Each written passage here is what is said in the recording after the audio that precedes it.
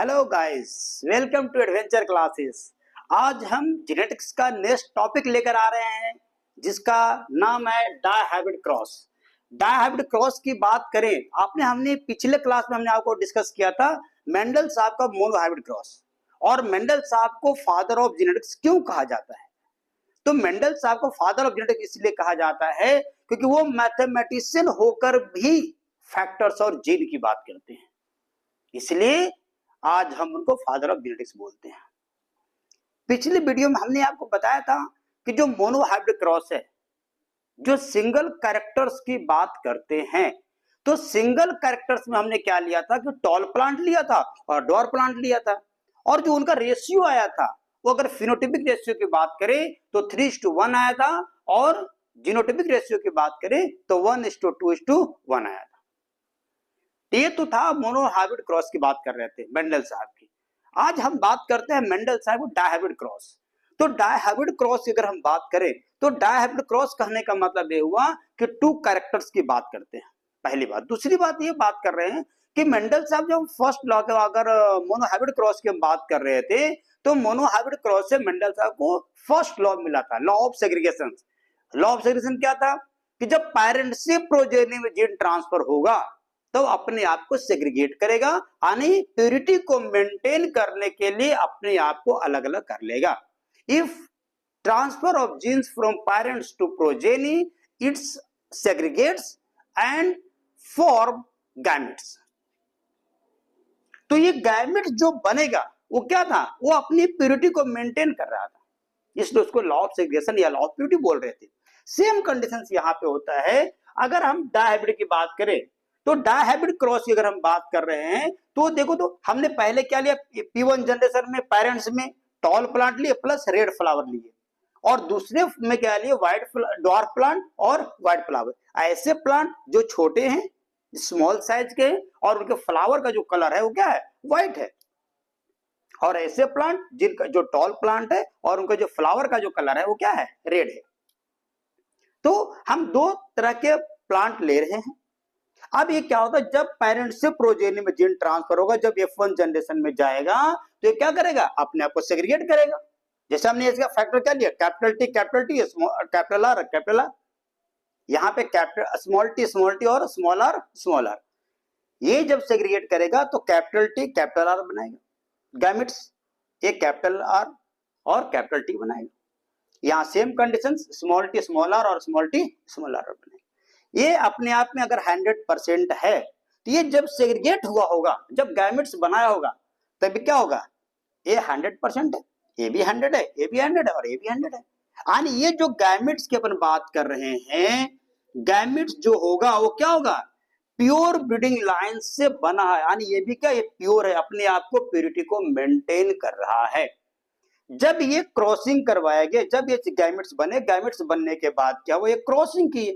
तो क्रॉसिंग करने का मतलब पेरेंट्स से प्रोजेनी में गया ना, तो प्रोजेनी में जाने के पहले क्या करता है, दो काम होते हैं, सॉरी, एक काम तो ये होता है कि जब पेरेंट्स से प्रोजेनी में जाएगा तो अपने आप को सेग्रीगेट करेगा, अलग अलग करेगा, ताकि प्योरिटी को मेंटेन किया जा सके।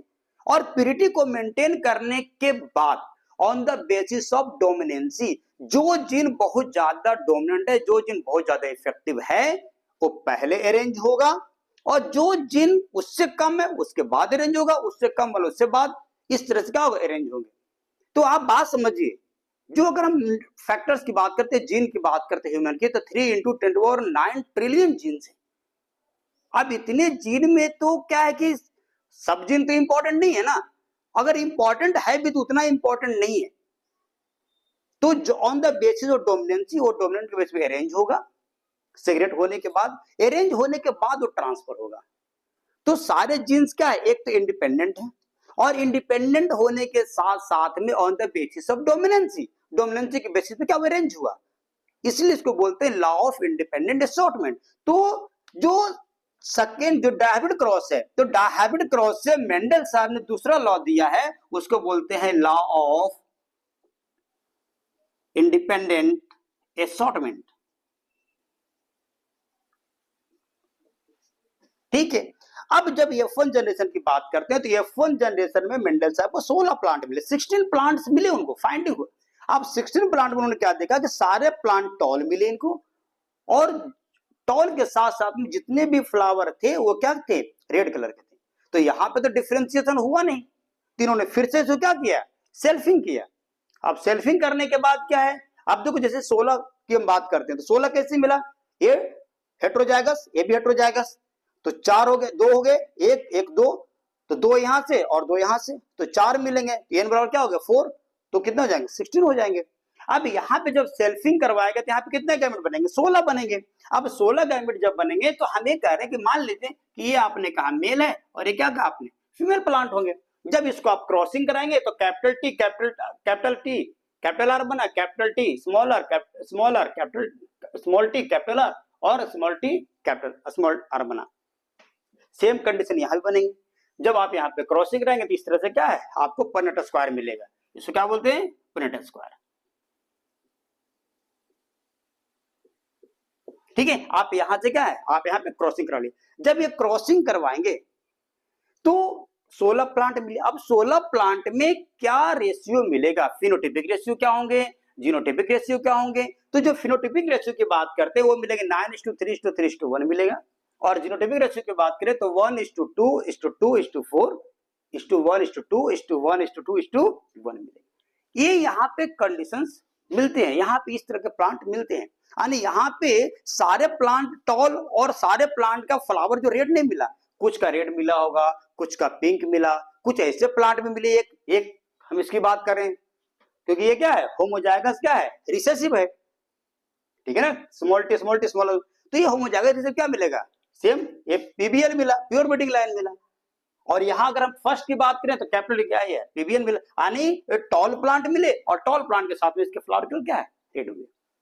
ये कंडीशन जितना हम बात करते हैं डायबिट की, आप ये ध्यान रखिए, ये तो गैमेट बना कि कितने गैमेट बनेंगे, लेकिन किस टाइप्स के गैमेट बनेंगे इसको अपन फॉर्क लाइन मेथड से अपन पता करते हैं। जैसे सारे जीन्स क्या होते हैं, एक दूसरे से क्या जुड़े रहेंगे, पहली बात। दूसरी बात क्या होगा, सारे जीन्स क्या होते हैं, इंडिपेंडेंट होते हैं। तो सारे जीन्स या सारे फैक्टर्स इंडिपेंडेंट होंगे, सारे जीन्स इंडिपेंडेंट होंगे, एक दूसरे से जुड़े होंगे, तो आप इस तरह से क्या कर सकते हैं, आप गैमेट का फॉर्मेशन कर सकते हैं। तो कौन कौन से गैमेट्स बनेगा ये आप फॉर्क लाइन मेथड से पता कर सकते हैं। ठीक है, अब यहाँ पे एक बात करें तो ये मेंडल साहब का जो फर्स्ट वीडियो में हमने बताया तो वो लिखा हुआ थोड़ी सी हिस्ट्री, ठीक है, नंबर ऑफ गैमेट्स कैसे बनाते हैं, ये आपका जीनोटिपिक रेशियो है, फिनोटिपिक रेशियो है, ये आपका क्या है, पनेट स्क्वायर है। ठीक है, तो इतना आपको याद रखना पहले। दूसरी बात अगर हम बात करें मेंडल साहब की, हम बात करते हैं तो मेंडल साहब का monohybrid cross, dihybrid cross ratio तो ठीक है, अच्छा है, लेकिन इनको कुछ चीजें का या तो उसमें पता नहीं चल पाया क्योंकि उतनी टेक्निक्स डेवलप नहीं थी। ठीक है, तो अपन नेगेटिव वे में न जाकर हम ये मान सकते हैं कि उनको पता नहीं चला। जैसे आज की डेट में बात करते हैं, लिंकेज की बात करते हैं, तो हो सकता है पॉसिबिलिटी उस समय उतना टेक्निक डेवलप नहीं था तो उनको पता ना चला हो कि लिंकेज भी कुछ होते हैं। लेकिन इसके बाद भी मेंडल साहब के बाद भी कुछ एक्सेप्शंस हैं। जैसे अगर हम मोनोहाइब्रिड क्रॉस की बात करें तो कोडोमिनेंस की बात करते हैं, इनकम्प्लीट डोमिनेंस की बात करते हैं, ये इनके एक्सेप्शंस हैं। ठीक है, तो ये जो वीडियो हम बना रहे हैं ये क्या है कि आपको नीट 12th लेवल की हम बात करते हैं, 11th की बात करते हैं, नीट में काम आप क्या सकते हैं, सीएसआर नेट के लिए, आईआईटी जैम्स के लिए, ये सब सारे आपके लिए क्या है, इंपॉर्टेंस है। तो आई होप ये आपको मदद करेगा। Thank you.